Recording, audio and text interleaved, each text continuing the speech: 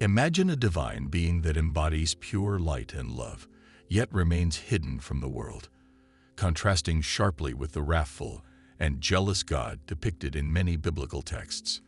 How could the same sacred scriptures portray a deity who is both the essence of love and a figure of unimaginable punishment? What if these representations were of two different gods? This paradox leads to an ancient Gnostic belief that the God described in the Bible, known for his anger and control, is not the ultimate creator. If you find spiritual growth helpful, don't forget to like this video, subscribe, and join our community for more inspiration. Let's dive in.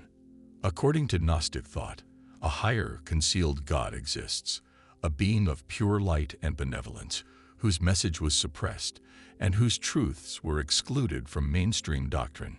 Texts such as the Secret Book of John and the Gospel of Thomas offer a fresh perspective on spiritual order, revealing the conflict between the violent depictions of the biblical God and the teachings of love that Gnostics embraced. Consider the passage in Deuteronomy 28, where those who fail to serve with joy face horrific fates, including the cannibalization of their children.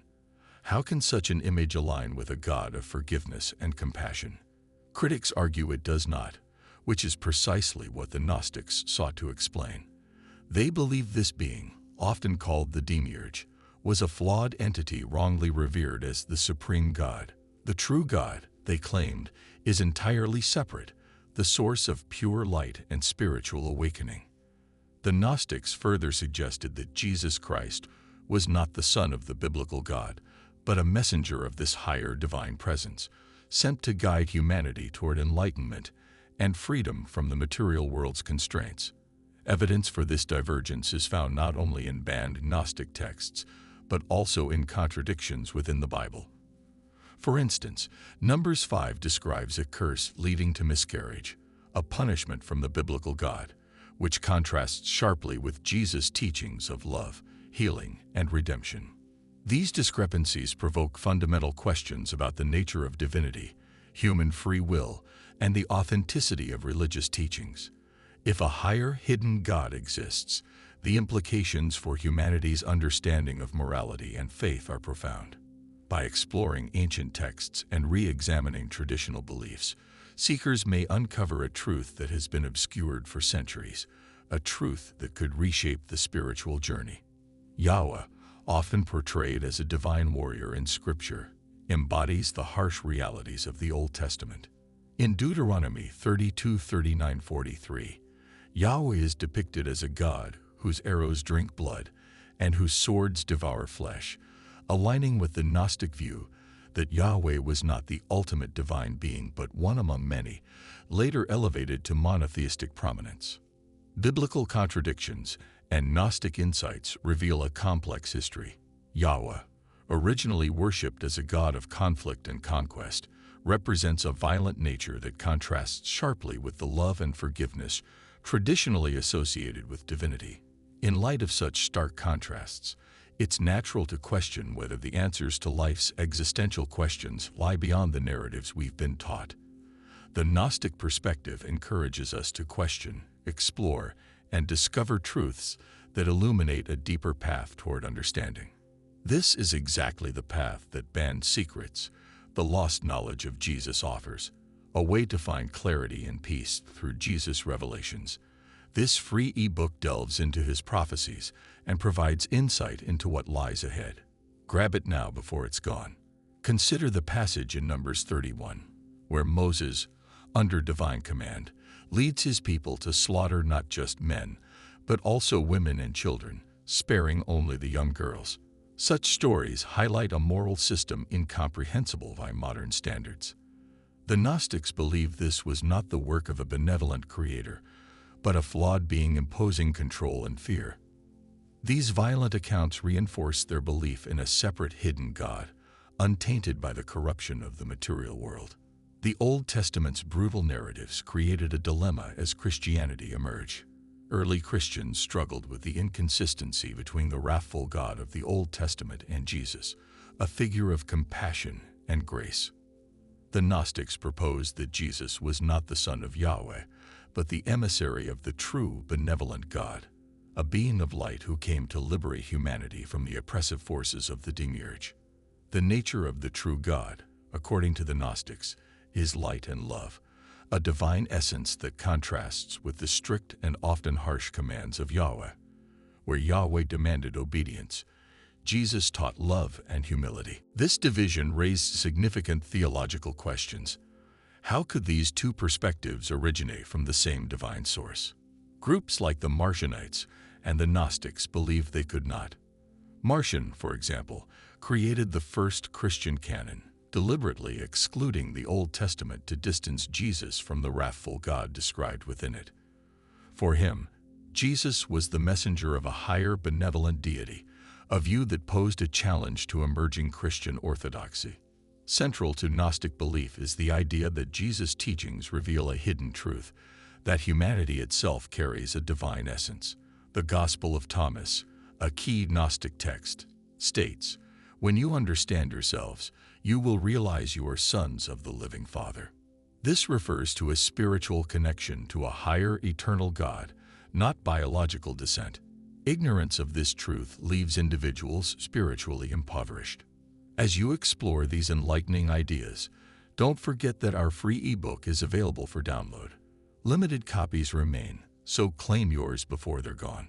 The Secret Book of John introduces the idea of the One, a transcendent force beyond all material and cosmic constructs. This true God is described as formless, infinite, and beyond comprehension, yet manifests as divine light within every being. For the Gnostics, the true God is pure, uncorrupted, and distant from the punitive deity of the Old Testament. Jesus' mission was to guide humanity towards self-realization and reconnect individuals with this divine source. These revelations posed a threat to early Christian orthodoxy. At the Council of Nicaea, leaders sought to unify Christianity under a singular narrative, aligning Jesus with the Old Testament's God and suppressing opposing views. The Gnostics, who saw Jesus as a liberator from material bondage, were labeled heretics, and their texts were banned. The concept of the One, as found in Gnostic texts such as the Secret Book of John, presents a radically different view of divinity compared to traditional religious teachings. This higher, all-encompassing force transcends any conventional notion of God, rejecting anthropomorphic qualities like anger, jealousy, or even form itself. Instead, the One is described as an infinite, pure, and untainted light, existing beyond the limits of human understanding or perception. It is an eternal essence, undivided and indivisible, containing all that exists within it. Every being, every object, and every aspect of the universe is a reflection or expression of this divine mind, which continually emanates into existence like rays of light dispersing from an unshakable source. In this understanding, individual existence is not seen as separate or isolated, but as a fragment or expression of the One, almost like a piece of a vast cosmic dream. Every person, every creature, and every experience is an integral part of the whole, and the illusion of separation is the result of ignorance or spiritual forgetfulness. The ultimate realization, according to the Gnostic worldview, is that no one is truly separate from the One. Instead, each soul is inherently connected to it, awaiting the moment of awakening when it remembers its true nature and its divine origin. This awakening is not a distant event, but a potential realization available to all, a process of spiritual enlightenment where one comes to understand that they are not merely a small, finite being, but an eternal divine spark of the One. This concept bears a striking resemblance to the phenomenon of lucid dreaming, where a dreamer becomes aware of their ability to shape and control the dream's reality. In the waking world, most individuals remain unaware of the true nature of their existence, trapped in the illusion of individuality and separation from the divine. This illusion, according to Gnosticism, is the result of being disconnected from the higher truth, which, when realized, allows a person to see the interwoven nature of all existence. In a lucid dream, the dreamer recognizes their power to alter the dream, just as in the awakened state. individuals recognize their inherent connection to the One and the capacity to transcend the limitations of the material world. Building upon this metaphor, the Neo-Genian system offers a more intricate vision of divine unity, likening the universe to a vast network of interconnected souls. Each individual soul, or zeta, serves as a unique node within this collective intelligence, where every thought, action, and experience is interwoven with the others.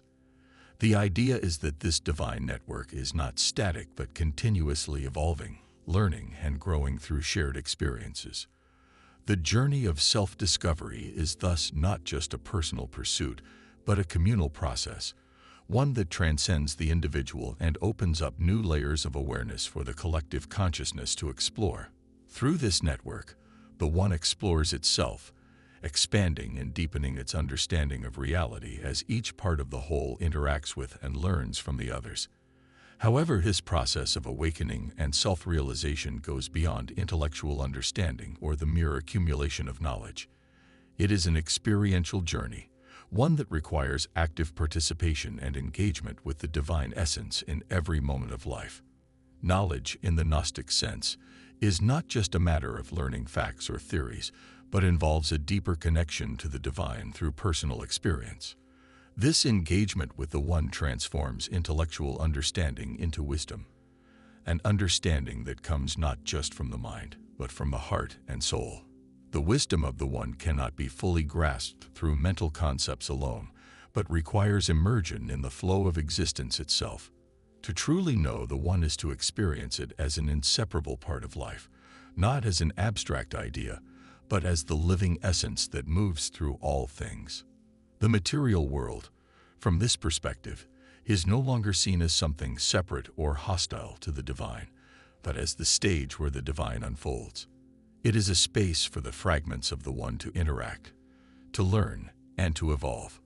Every person, event, and experience is a reflection of the divine, offering a lesson or an opportunity for growth.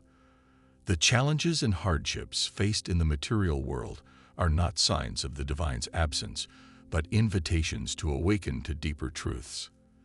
They serve as opportunities to transcend the illusion of separation and remember the underlying unity of all things. Thus, the journey of awakening is not about rejecting the material world or escaping from it, but rather about recognizing the divine presence in every moment, in every experience, and in every encounter. These insights offer a fresh and profound perspective on existence, one that challenges the conventional understanding of the world and encourages seekers to look beyond the surface. They invite us to explore the deeper mysteries of the universe, to question the nature of reality, and to seek a connection to the divine that transcends traditional religious doctrines. And as you continue on this journey of exploration, don't forget that the free ebook linked in the first comment can help you go even deeper into these teachings. Limited copies are available, so be sure to secure yours before they're gone. The Gnostic myth of Sophia offers a powerful allegory that sheds light on the process of creation, the nature of the divine, and the origins of imbalance within the cosmos. Sophia, representing divine wisdom, steps outside the harmony of the One and creates independently, producing Yaldabaoth, a distorted being who believes itself to be the ultimate creator. This act of creation, though seemingly flawed, leads to the emergence of the material world, an imperfect reflection of the divine mind. Yaldabaoth, in his ignorance, traps humanity in a cycle of suffering and spiritual forgetfulness, convincing beings of their separation from the One. Yet, Sophia's actions are not viewed as entirely negative. Her role in the divine drama highlights the inherent wisdom within the cosmos, showing that even the flawed and imperfect aspects of creation serve a greater purpose. Yaldabaoth's domain is the material world, a realm of duality and conflict, but Sophia's wisdom remains embedded in every soul waiting to awaken. The spiritual journey, for Gnostics, is not about conquering the material world or rejecting it outright, but about transcending the limitations of the physical realm through the realization of the divine spark within. The awakening process, in this context, is about recognizing the truth of the One and the interconnectedness of all beings. It is the discovery of the hidden God, a pure, transcendent essence that exists beyond the cycles of suffering and duality. For those who are attuned to this divine spark, the realization will come that they have always been part of the One, never separate, but always an integral part of the infinite and eternal unity that sustains all life. Through this awakening, individuals are liberated from the illusions of separation and suffering, and they come to understand their true nature as divine beings, interconnected with all of existence. In this way, the Gnostic perspective offers not only a profound understanding of creation, but also a pathway for spiritual redemption, a journey that invites each individual to awaken to their divine essence and reconnect with the source of all that is.